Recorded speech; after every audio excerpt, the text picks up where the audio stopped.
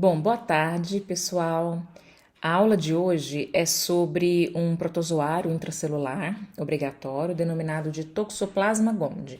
O Toxoplasma gondii, ele é um primo, vamos dizer assim, do Cryptosporidium, da Isospora belli, que são parasitas que a gente até já falou sobre eles, né, durante as nossas aulas. Eles são coccídeos e pertencem ao mesmo filo, que é o filo Apicomplexa.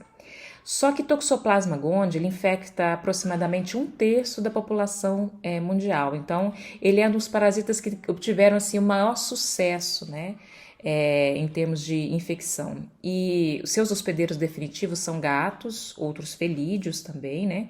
E são deles que vêm os oocistos que contaminam o ambiente e que, por sua vez, podem transmitir a infecção quando ingeridos oralmente, tá?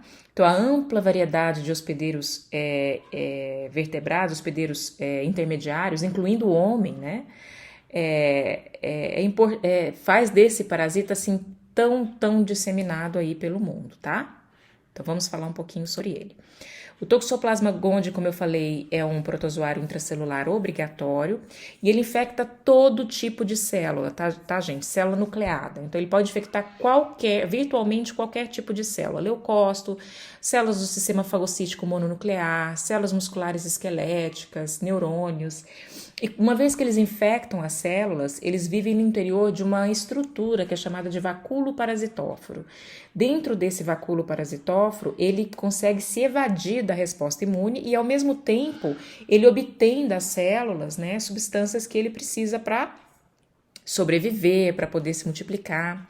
A toxoplasmose, gente, é uma zoonose. É uma zoonose que acomete felídeos, né? Não apenas o gato doméstico, como a gente conhece, mas os felídeos em geral, o homem, como hospedeiro intermediário, e várias outras espécies de vertebrados. Então, pertence ao reino protista, ao sub-reino protozoa, então são parasitos de uma única célula, fila apicomplexa, classe Sporozoa, subclasse Coccidia, ordem Eucoccididae, subordem Emerinae, família Sarcocystidae e gênero Toxoplasma. Vamos falar um pouquinho sobre os aspectos gerais dessa doença. Tem ampla prevalência, ampla distribuição mundial, a gente diz que é um parasito cosmopolita. Em pacientes HIV/AIDS, indivíduos em gestantes, eles apresentam maior risco, é os que apresentam as maiores morbidades e mortalidades, né? Cerca de 80% dos gatos domésticos são positivos para toxoplasmose e em torno de 40 a 60% da população é sorologicamente positiva, o que quer dizer que elas contêm anticorpos IgG para toxoplasma, já entraram em contato com esse parasita em algum momento da vida, mesmo não tendo tido sintomatologia, tá? Que é o mais comum. Em torno de 80% das pessoas são assintomáticas para toxoplasmose. A infecção ela é mais comum em climas quentes. No Brasil, inquéritos têm demonstrado que as prevalências variam de estado a estado, de 37% a 91%. E uma vez que o gato se infecta, ele pode eliminar de 2 a 20 milhões de oocistos em uma só evacuação. E eles podem permanecer com a infecção ativa por 1 ano ou mais. Então, imaginem só, né, o grau de contaminação do ambiente. Vamos falar sobre as formas parasitárias do Toxoplasma gondii? Basicamente, são 3 formas parasitárias: os esporozoítos, os taquizoítos e os bradyzoítos. Os esporozoítos são as formas encontradas no interior dos oocistos.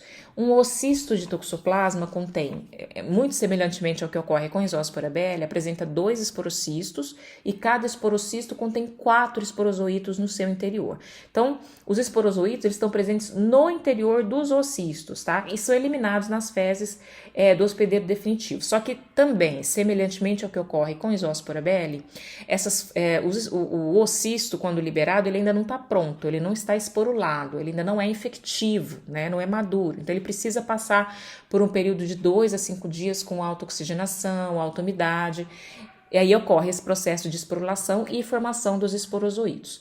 Uma vez que o oocisto é ingerido, ocorre a liberação dos esporozoítos no intestino delgado do gato, né? E aí inicia-se o processo de infecção. Se vocês voltarem umas aulas atrás, nas nossas aulas de Cryptosporidium, de Isospora belli, o ciclo é muito semelhante, tá? O ciclo nos felídeos. O taquizoíto, do grego tax, rápido, né, é presente em células, está presente, ele pode infectar células nucleadas e diversos líquidos orgânicos, né, e pode estar presente em diversos líquidos orgânicos, como saliva, esperma, o leite materno, o líquido peritoneal, e ele é encontrado na fase aguda e de reativação. Ele é encontrado tanto nos felídeos quanto no hospedeiro intermediário. Ele tem uma rápida proliferação na célula hospedeira e, como eu disse, né, está presente tanto no hospedeiro definitivo quanto nos intermediários. De novo, eu vou sempre falar porque há muitas semelhanças entre criptoisóspora e toxoplasma, né? Eles apresentam o complexo apical, que é uma estrutura formada por conoides, micronemas, rópteras, né, que são organelas secretoras, são importantes para o processo de invasão celular.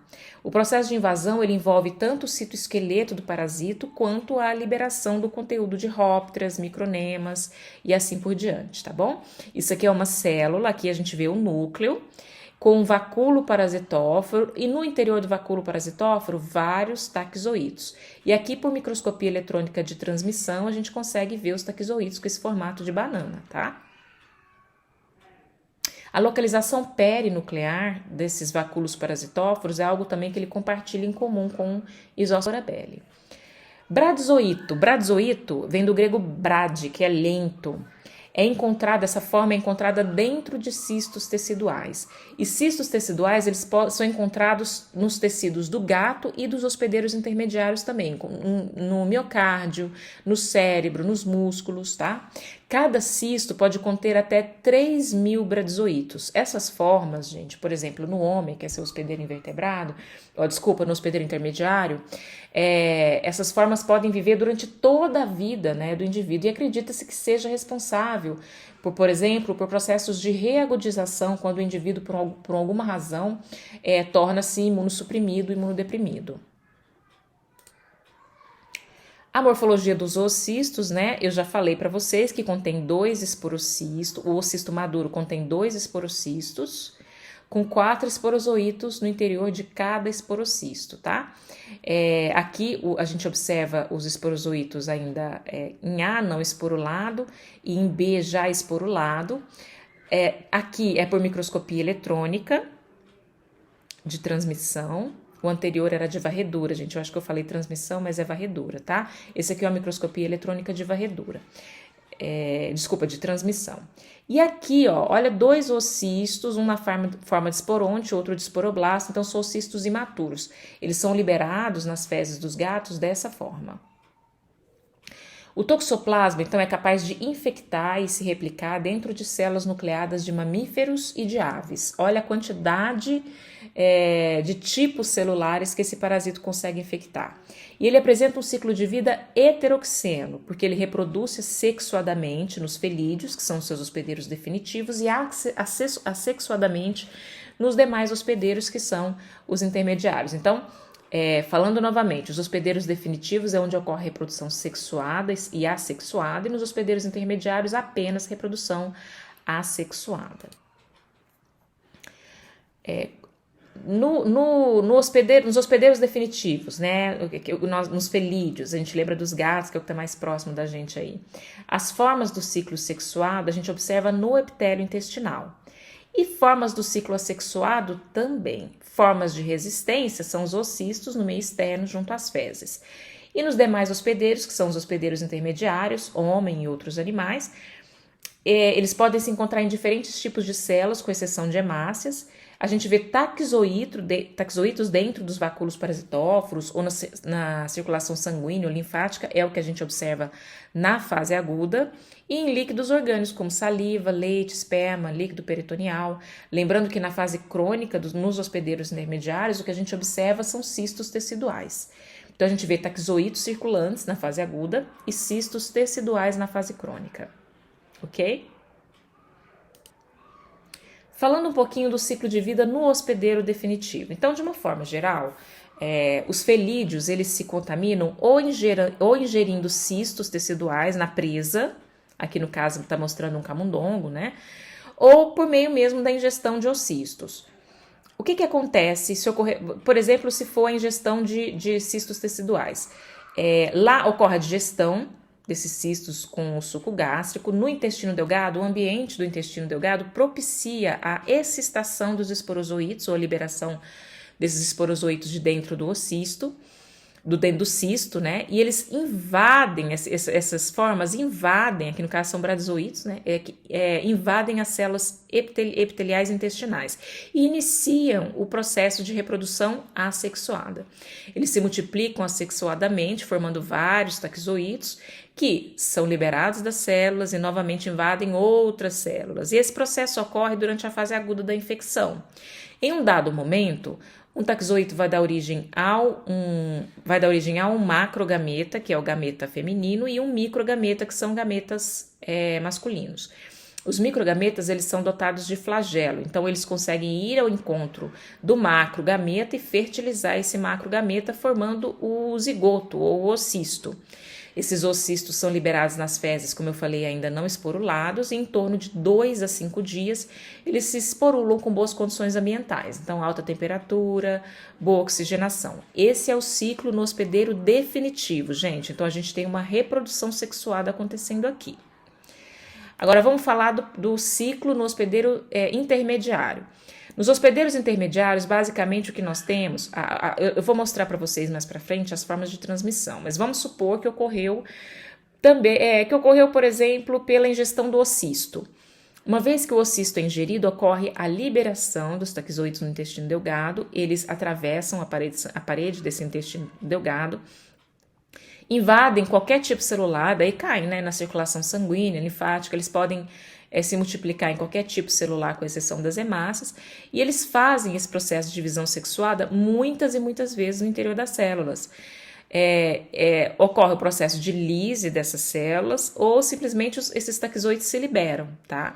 E aí eles encontram novas células, novos rounds de ciclo de reprodução sexuada ocorre, e isso vai acontecendo muitas e muitas vezes, por isso que na fase aguda eu consigo observar, eu posso observar taquizoítos na circulação, isso vai acontecendo muitas e muitas vezes. Em um dado momento, em virtude da imunidade, ocorre o controle desses taquizoítos, né, desse processo de reprodução, e eles acabam formando bradizoítos, que são as formas teciduais, que são características da fase crônica da doença. Então, na fase aguda eu tenho rompimento e liberação de taquizoítos no sangue e na linfa.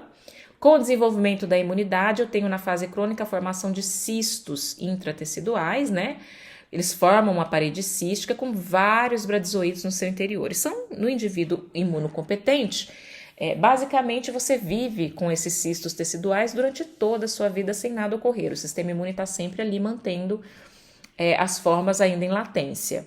Por uma imunossupressão, uma imunodepressão, aí sim nós podemos ter processos de reagudização com a ativação dessas formas, né, e formação de novos taquizoítos, mais processo de multiplicação.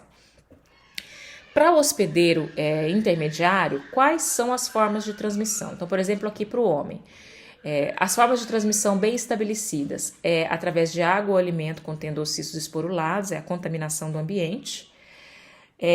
Por meio também da ingestão de carne crua ou uma passada contendo cistos teciduais. Estudos têm revelado que a carne de cordeiro é muito importante, a carne de suíno é muito importante, mas de forma geral, a ingestão de carne crua ou mal passada. Cistos teciduais também podem estar no interior de órgãos transplantados, então por meio de transplante também pode ocorrer. É possível, se o indivíduo estiver numa fase aguda, é possível ele contaminar as bolsas de sangue, ocorrer por transfusão sanguínea o indivíduo adquirir. E a forma congênita, né? A mãe na fase aguda, ela pode transmitir a toxoplasmose para o feto. A gente vai falar só sobre isso daqui a pouco. Então, o homem pode se infectar durante as transfusões sanguíneas, isso ocorre na fase aguda, porque aí ele tem taquizoítos circulantes, em transplantes de órgãos, por acidente laboratorial, por via oral, seja ingestão de ocistos na água ou alimento contaminado, seja para ingestão de carne crua ou mal passada, ingestão de taxoítos contendo no leite não pasteurizado, essa é uma forma mais incomum, mas ela também pode ocorrer. E por via transplacentária ou vertical ou congênita, na fase aguda, tá? Mães na fase aguda. Vamos para a patogenia ou quadro clínico. Então, como eu disse para vocês, de uma forma geral, os indivíduos não apresentam sintomatologia. Eles sendo imunocompetentes, eles não apresentam nada, nenhum sintoma. A maior parte dos indivíduos passam pela fase aguda, formam cistos teciduais sem ter qualquer sinal ou sintoma, tá? Em alguns casos, os indivíduos eles podem apresentar sintomatologia, como eu falei para vocês, de 10 a 20%. Isso vai estar relacionado com a virulência da cepa, porque existem sim diferentes tipos de isolados, diferentes tipos de cepa de toxoplasma. Isso está relacionado com a sua virulência e com a imunidade do indivíduo. Por exemplo, as grávidas que têm uma imunossupressão natural, pacientes HIV/AIDS, pacientes que por algum motivo têm que utilizar drogas imunossupressoras. Nesses indivíduos, eles podem apresentar formas sintomáticas, como a ganglionar ou febril aguda, forma ocular, forma cutânea, meningoencefálica ou cérebro espinhal ou a generalizada. E no caso da congênita ou pré-natal, a gente vai ver que existem condições já bem estabelecidas para o feto ter ou não sintomatologia, ter ou não características da toxoplasmose congênita, tá? O período de incubação ele é muito variável com base na forma de transmissão. Então, se a ingestão de cistos, geralmente de 3 a 10 dias, se ingestão de taquizoítos, em torno de 13 dias, e se ingestão de ocistos, maior ou igual a 18 dias. Então, a gente diz que o período de incubação com o aparecimento de sintomas é extremamente variável na toxoplasmose.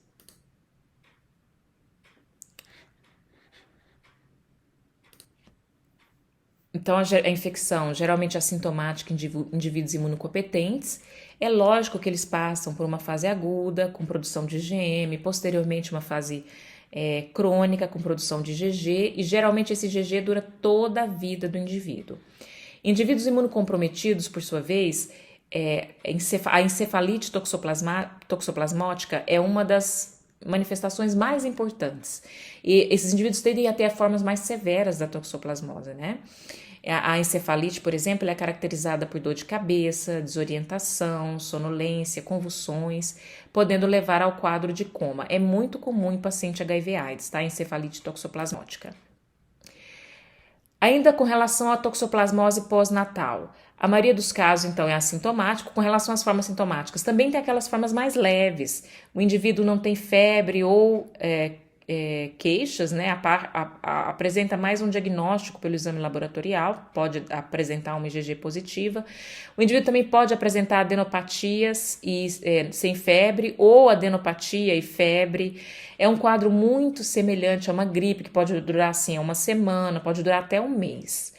Os gânglios cervicais são os mais afetados, né? Não dolorosos, ficam aumentados.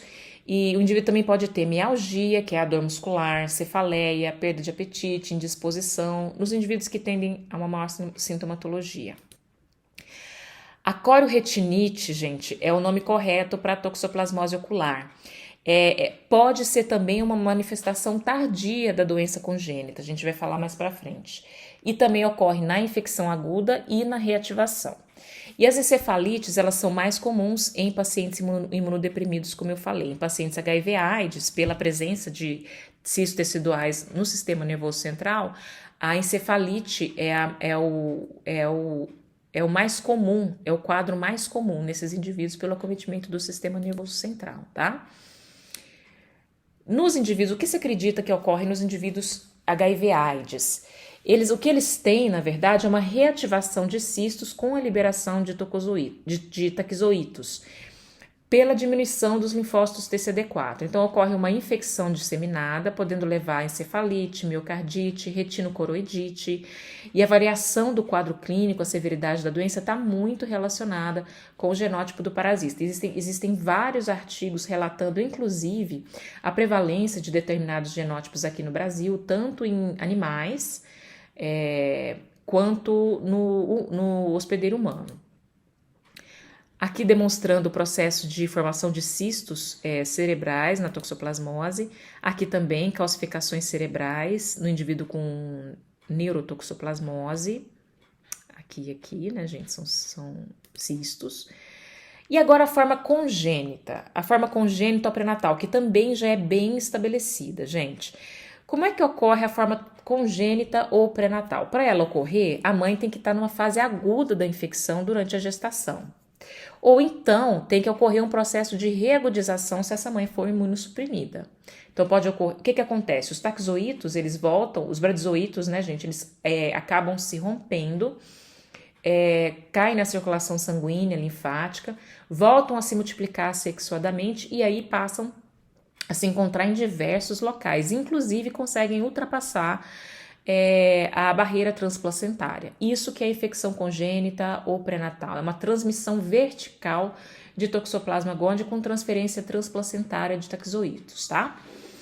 E interessante na toxoplasmose congênita é que a severidade da infecção para o feto é inversamente proporcional ao tempo de gestação.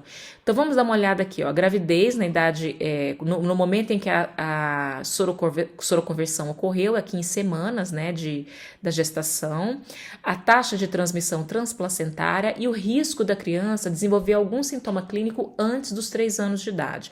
Se vocês observarem, observem aqui que são grandezas indiretamente ou inversamente proporcionais. Então a gente vê que quanto mais cedo se descobre, ocorre a soroconversão, quer dizer, a mãe se torna positiva ou adquire a toxoplasmose, o risco de desenvolver as formas mais graves dos sintomas é maior, tá? O risco de transmissão também é maior. Observe aqui, ó, o risco de transmissão maior. Quanto mais, olha o risco de transmissão aumentando com base na idade gestacional, tá vendo? Então, existe uma imunossupressão natural, de modo que no último trimestre é quando existe a maior chance, 80% de chance de ocorrer essa transmissão transplacentária de taquizoítos. Em compensação, o risco da criança apresentar sintomas, e especialmente sintomas mais severos, no último trimestre é bem menor, né, em torno de 12%. Então, a severidade da doença para o feto também vai diminuindo, né, essa severidade com base na progressão da gestação. Então, se a mãe adquire, por exemplo, uma toxoplasmose durante o primeiro trimestre, a chance de passar para o bebê é menor, mas se ocorrer a transmissão, a criança vem com alterações muito mais severas. Consequentemente, se a mãe adquire, por exemplo, no terceiro trimestre, a chance de passar o toxoplasma, né, da transmissão ocorrer é muito maior, é muito grande. Mas as formas, a sintomatologia, né, a doença no feto, ela passa a ser menos importante. Então, a taxa de transmissão no primeiro trimestre é em torno de 6%, no segundo de 29% a 40%, no terceiro trimestre de 59% a 72%, tá? Evidências da doença podem ocorrer na ocasião do nascimento ou mais tardiamente. As crianças que se infectam no último trimestre, elas podem nascer absolutamente assintomáticas, tá? E muito tempo depois, meses ou anos depois, elas virem apresentar, por exemplo, uma retinocoroidite. Então, pode ocorrer muito tempo depois esse processo do aparecimento de doença no bebê, tá? No feto. Então, por exemplo, no primeiro trimestre, os riscos de aborto, hidrocefalia, microcefalia, retardo mental são muito mais comuns, são muito mais frequentes, com calcificações cerebrais, hepatomegalia, retinocoroidite, icterícia, né? E as manifestações tendem a ser mais leves no último trimestre. Como eu disse, a mulher é infectada durante a gestação, que é uma primo-infecção, e o parasita atravessa a placenta e invade os tecidos do feto em desenvolvimento. E as consequências vão depender do tempo da gestação, sendo mais grave a infecção adquirida durante os primeiros trimestres da gravidez. Então, as alterações podem ser as mais as mais variáveis dependendo do trimestre. Por exemplo, essa aqui é um caso grave de toxoplasmose congênita, que a criança apresenta um quadro de hidrocefalia, tá? Agora vamos ao que mais nos interessa, que é com relação ao diagnóstico da toxoplasmose, tá? Do ponto de vista de sintomatologia, então o diagnóstico clínico ele é difícil. O médico, quando ele tem suspeitas, né, ele pode suspeitar de citomegalovírus, então ele pode ter outras suspeitas de outras doenças virais. Então o diagnóstico ele é muito importante. Existe o diagnóstico parasitológico, mas para ele ter sensibilidade, é importante que o indivíduo esteja na fase aguda.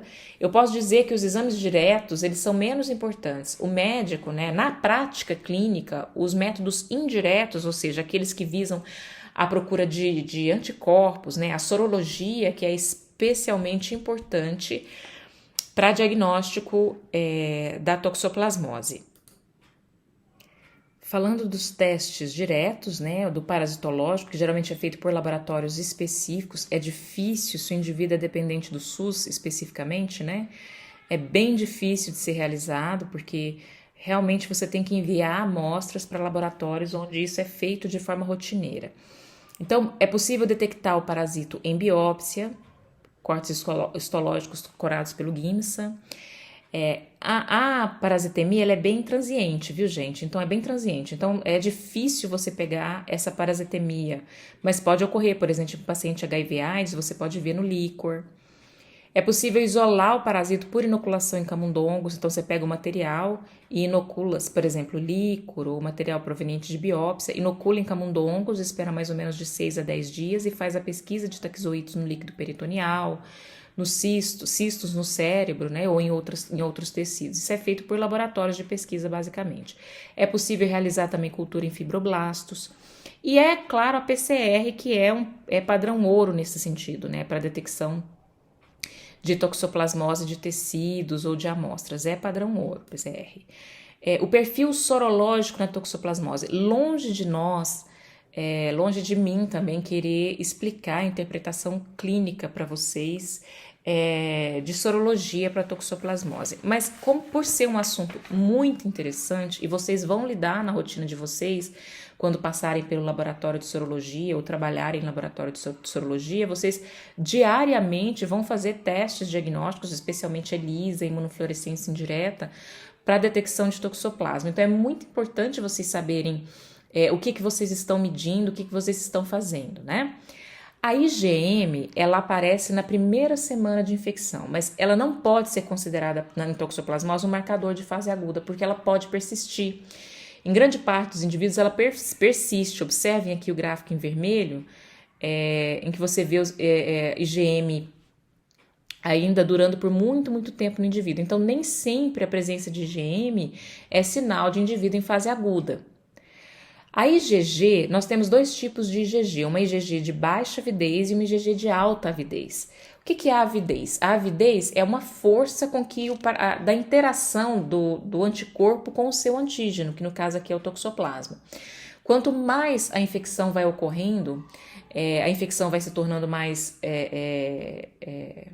vai durando por mais tempo, mais a resposta imune vai se tornando mais específica, produzindo anticorpos com cada vez mais afinidade de ligação pelo antígeno, né? A imunidade vai se tornando muito, muito específica. Então a gente diz o seguinte: no início da infecção nós temos IgG, inclusive na fase aguda, mas é uma IgG de baixa avidez, é uma IgG que se liga fracamente aos taquizoítos, tá?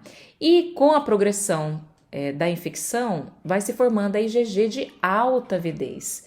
A IgG de alta avidez é um marcador de fase crônica, quer dizer que a infecção já ocorreu há algum tempo, a resposta imunológica já se tornou muito mais adequada, de modo que a ligação do anticorpo com o antígeno, quer dizer, do anticorpo com o toxoplasma, com epítopos do toxoplasma, com pedaços antigênicos do toxoplasma, ocorre com maior força, né, com maior efetividade, vamos dizer assim. A fase crônica, ela é caracterizada por uma IgG de alta avidez e a IgM geralmente ausente, mas como eu disse para vocês, IgM é uma imunoglobulina que persiste.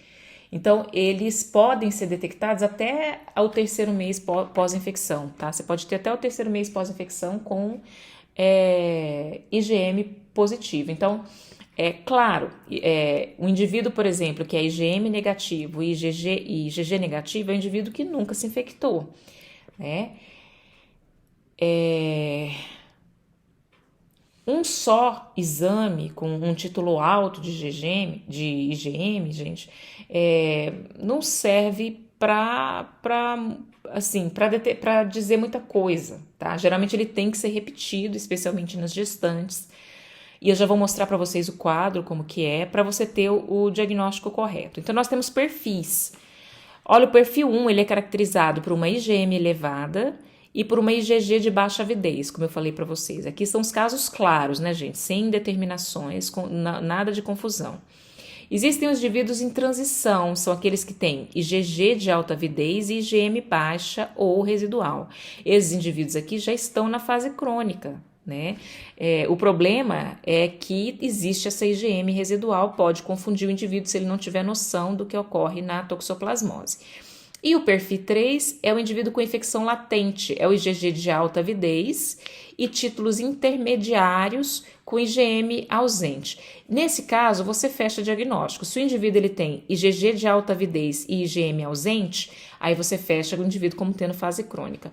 O perfil 2 é preciso fazer novas análises para saber se esses títulos de IgM estão subindo, se os títulos de IgG também estão decrescendo ou não. E aí, com base nisso, a gente fecha, é possível fechar diagnóstico. Já eu mostro para vocês como ocorre. Então, o que é mais feito é reação de imunofluorescência e ELISA. Aqui mostrando só como é o ELISA para IgG. Na aula sobre Trypanosoma cruzi, eu falei para vocês como funciona o ELISA, como funciona a reação de imunofluorescência indireta, então eu não vou repetir aqui para vocês, tá? Aqui uma reação de imunofluorescência positiva para toxoplasma e negativa, tá vendo? Não há fluorescência aqui, e aqui a gente observa os taquizoítos todos fluorescentes verdinhos. Então, como que é o fluxograma de acordo com o Ministério da Saúde, né? A conduta em indivíduos com toxoplasmose. Então, inicialmente, você investiga se a gestante possui sorologia positiva para toxoplasmose, tá? Tô pensando aqui só em toxoplasmose, gente. Então, se ela faz IgM e IgG e os dois dão negativos, ela é uma gestante suscetível. Ela nunca entrou em contato com o toxoplasma. Então, o que tem que ser feito? O que tem que ser falado para essa gestante? Ela tem que ser alertada com relação aos cuidados para não adquirir a toxoplasmose durante a gravidez, os riscos que existem para o feto, né? E ela tem que ser realizado com ela um acompanhamento mensal, enquanto sorologia, tá? Se essa gestante é IgM positivo e IgG negativo, é uma gestante com infecção aguda ou IgM falso positivo. Pode ocorrer IgM falso positivo sim, então é preciso repetir esse teste. Então a sorologia deve ser repetida em 2 ou 4 semanas. Se após 2 ou 4 semanas, por exemplo, ela vai e faz um teste e seu IgG passa a dar positivo, então ela se infectou, ela realmente está na fase aguda da doença de Chagas, porque ela vai ter IgM positivo e IgG positivo, certo? Uma gestante que é IgM negativo e IgG positivo é uma gestante imune, ela pode ficar despreocupada porque ela passa a imunidade para o bebê, então ela não tem risco, né, nenhum de ter toxoplasmose, de passar a toxoplasmose para o bebê, do bebê vir apresentar toxoplasmose congênita. A gente chama isso de imunidade remota, né? Então, IgM e IgG negativo é uma gestante suscetível, e IgM negativo e IgG positivo, opa, essa gestante está imune, tá? Então, tá tudo ok com ela. IgM e IgG positivo, aqui ó, é interessante porque ela pode estar numa infecção aguda, uma vez que ela tem IgM, ou o IgM pode ser apenas residual, então é preciso fazer o teste de avidez. Então aí a gente tem no teste de avidez, que é um ELISA, é possível ver com que força que esse anticorpo se liga ao antígeno. Então a gente vai ter avidez baixa, avidez moderada ou avidez elevada. Lembrando que se ela tem uma avidez elevada, é uma infecção antiga. ela pode ficar tranquila. Mas, se é uma avidez baixa, é infecção recente. No caso de avidez moderada, o teste é dado como inconclusivo e essa mãe precisa repetir, essa gestante precisa repetir a sorologia em 2 ou 4 semanas. Então, ele repete o teste para observar se essa avidez tá elevada ou não, tá bom? Gente, todos esses protocolos, eles estão muito bem explicados, né, numa cartilha, numa apostila, basicamente, do Ministério da Saúde sobre toxoplasmose congênita, tá?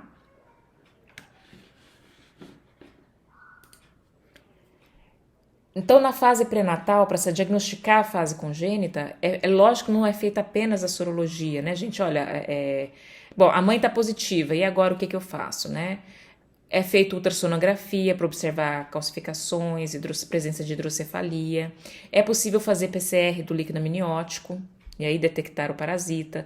Na fase pós-natal, aí depende, porque aí existem outros anticorpos que podem ser pesquisados, como por exemplo IgA, IgE, por laboratórios de referência, gente, que são característicos de fase aguda. A IgG, ela atravessa a barreira transplacentária, a IgG da mãe. Então, se um bebê nasce com anticorpos IgG, não significa necessariamente que ele se infectou. Você precisa ver, por exemplo, avalia ao longo dos meses, ao longo de um ano, se esses títulos estão cada vez menores. Isso indica que é apenas uma transmissão, uma transmissão vertical mesmo de anticorpos, tá? Em imunodeprimidos, a sorologia não costuma ser satisfatória, porque eles não têm uma resposta humoral adequada. Então, pode-se pesquisar o parasito no líquor ou no lavado broncoalveolar, pode-se fazer pesquisa de antígenos, associado aí a exames neurológicos, como tomografia computadorizada, ressonância magnética, tá? A profilaxia, gente, lavar alimentos adequadamente, porque água filtrada ou fervida, inativos ou cistos. Não comer carne crua uma passada, porque elas podem conter cistos, né? Tomar água filtrada ou fervida. Evitar contato, especialmente com gatos vadios, com tanques de areia também. Os gatos, eles devem receber ração e nunca alimentá-los com carne crua. As caixas de areia, elas devem ser tratadas com água fervente. Lavar bem as mãos ao manipular carne crua, não comer carne crua ou mal passada. E, é claro, o controle sorológico pré-natal e dos doadores de órgãos também, porque por transfusão você pode adquirir a toxoplasmose, ok? Pessoal, por hoje é só. Um abraço.